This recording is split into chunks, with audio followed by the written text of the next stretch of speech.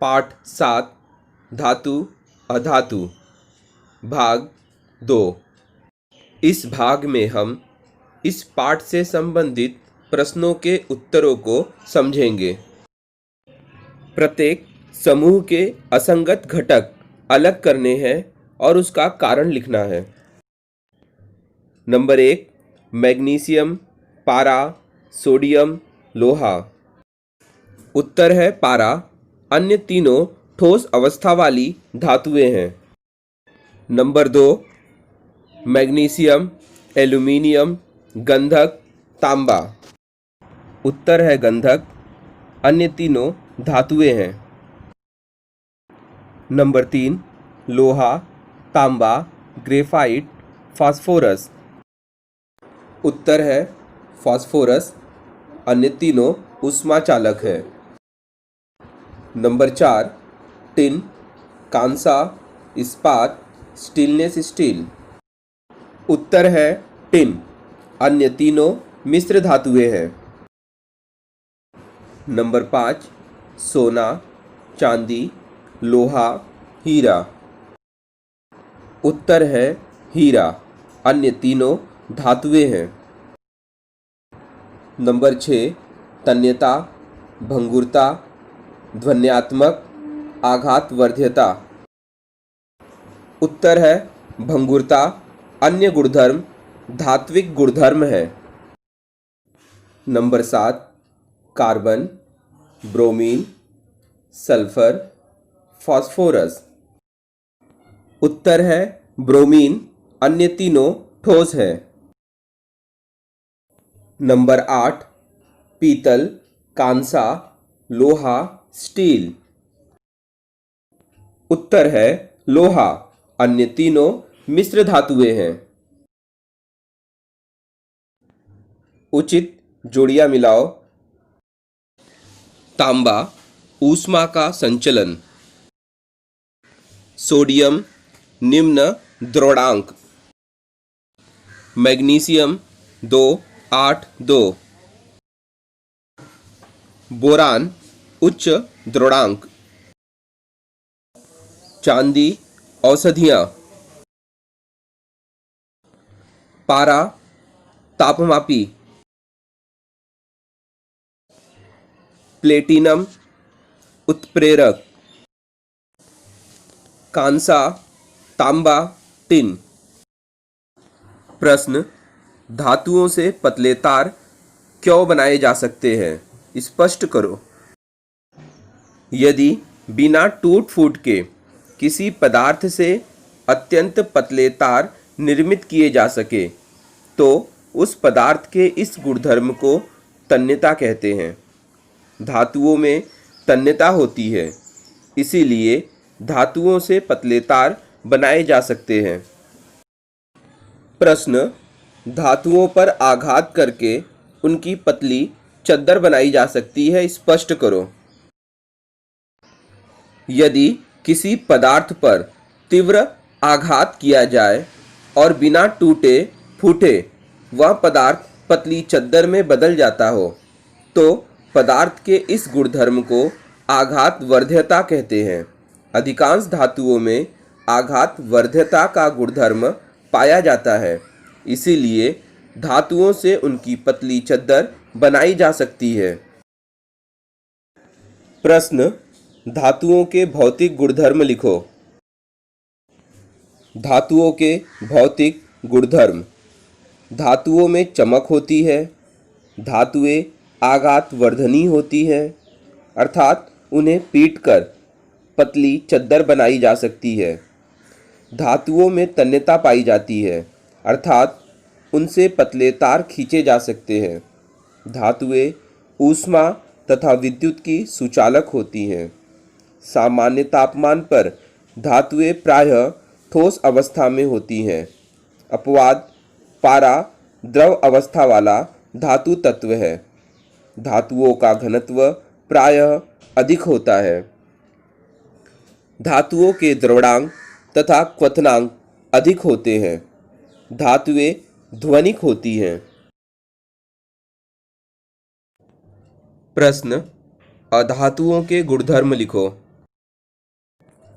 अधातुओं के गुणधर्म। अधातुओं में चमक नहीं होती। अधातुएं प्रायः भंगुर होती हैं। ये आघात वर्धनीय नहीं होती। अधातुओं में तन्यता नहीं होती। अधातुएं ऊष्मा तथा विद्युत की कुचालक होती हैं। सामान्य तापमान पर अधातुएं ठोस या गैसीय अवस्था में होती हैं। अपवाद: ब्रोमीन सामान्य तापमान पर द्रव अवस्था वाली अधातु है। अधातुओं का घनत्व ठोस अवस्था में रूपांतरित करने पर भी प्रायः कम होता है। अधातुओं के द्रवणांक तथा क्वथनांक कम होते हैं। प्रश्न: पीतल तथा कांसा मिश्र धातुएं किन किन धातुओं से बनी होती है? पीतल नामक मिश्र धातु तांबे और जस्ते द्वारा बनाई जाती है। कांसा नामक मिश्र धातु को तांबे और टिन से बनाते हैं। प्रश्न: राजधातु का क्या अर्थ है? 2 उदाहरण लिखो।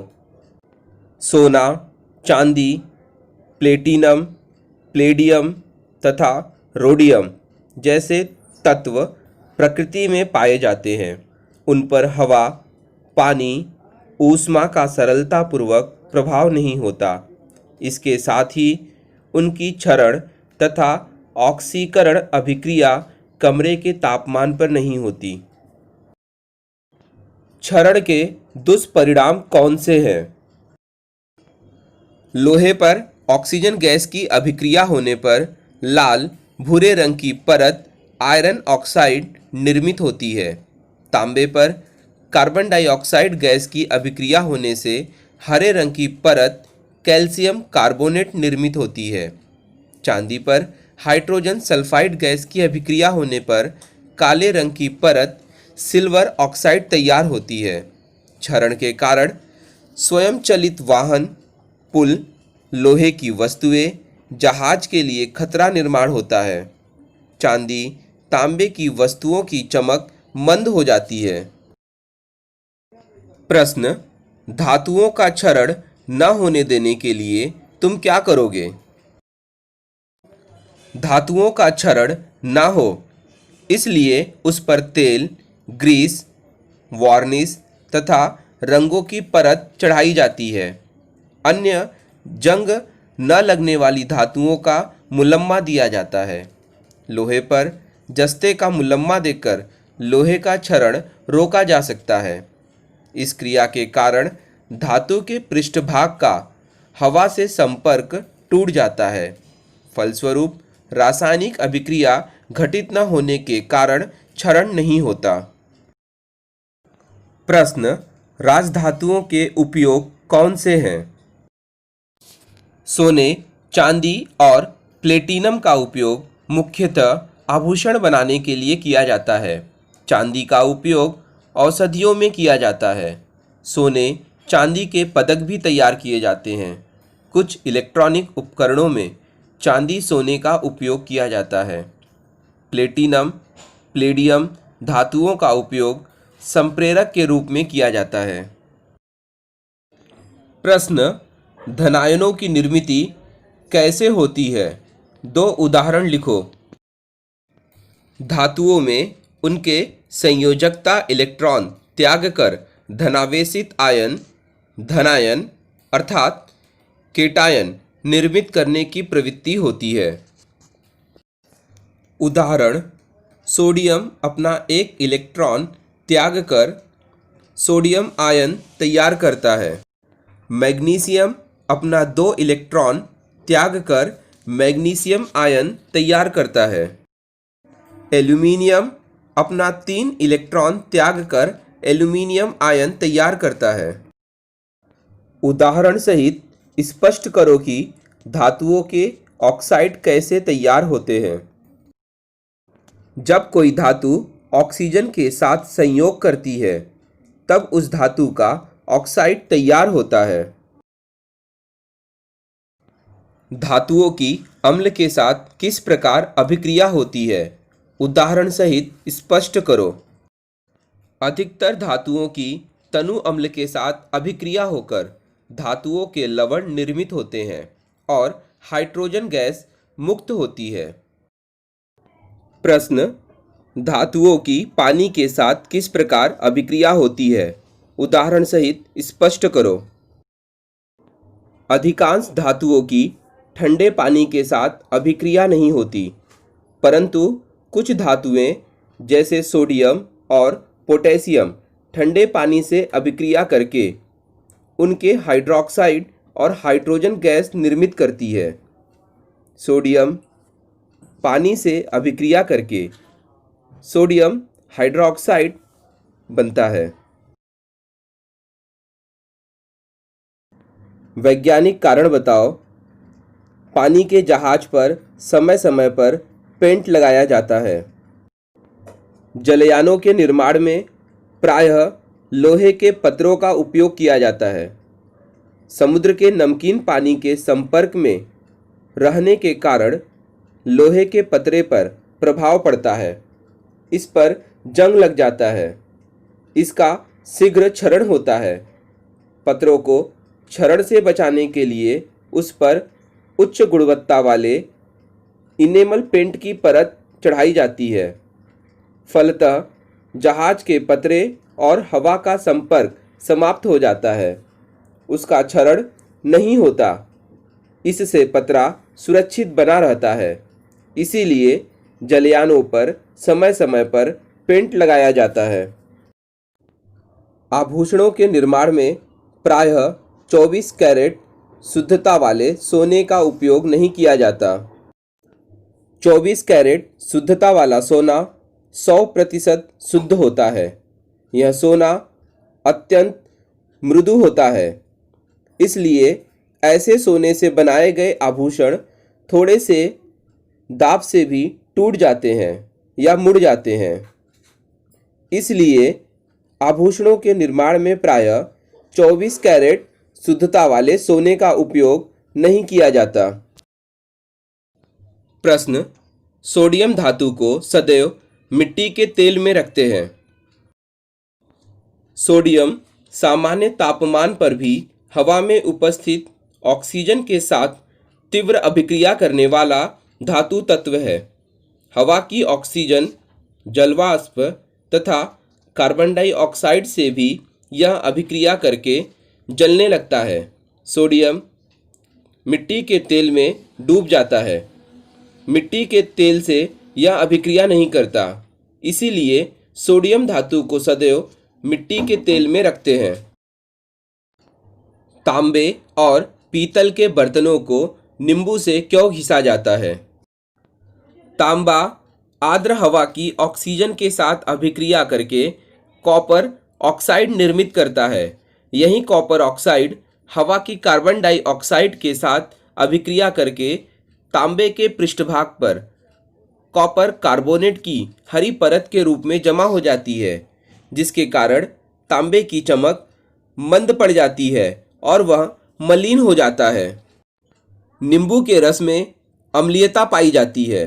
भास्मिक गुणधर्मी होने के कारण कॉपर कार्बोनेट की हरी परत नींबू के रस में घुल जाती है, जिससे तांबे और पीतल के बर्तन स्वच्छ होकर पुनः चमकने लगते हैं।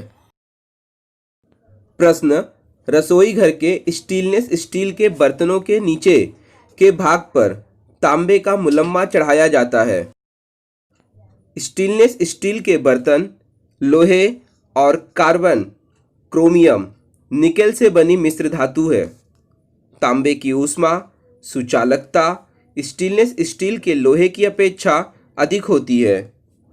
तांबे को शीघ्र तथा एक समान ऊष्मा मिलती है। खाद्यान्न को पकाने के लिए कम समय लगता है, अर्थात ईंधन की बचत होती है। इसीलिए रसोई घर के स्टेनलेस स्टील के बर्तनों के नीचे के भाग पर तांबे का मुलम्मा चढ़ाया जाता है। नीचे जंग लगने की क्रिया दी गई है। इस क्रिया में तीनों प्रश्नावलियों का अवलोकन करके प्रश्नों के उत्तर दो। प्रश्न, परख नली 2 के कील पर जंग क्यों नहीं लगी? परख नली 2 में हवा का संपर्क तेल के कारण टूट जाता है। इस कारण कील का ऑक्सीकरण नहीं होता। तेल के नीचे स्थित उबला पानी गैस रहित होता है, अतः परख नली 2 के कील पर जंग नहीं लगी। प्रश्न, परख नली 1 की कील पर बहुत जंग क्यों लगी है? परख नली 1 की कील पर बहुत जंग लगी है क्योंकि कील पानी तथा हवा दोनों के संपर्क में होने के कारण उसका ऑक्सीकरण शीघ्र होता है। परख नली 3 के कील पर जंग चढ़ेगी क्या? परख नली में कोई भी परिवर्तन दिखाई नहीं देता क्योंकि कैल्शियम क्लोराइड नमी सोखता है, इसलिए शुष्क हवा तैयार होती है तथा कील पर जंग लगने से रोकथाम होती है।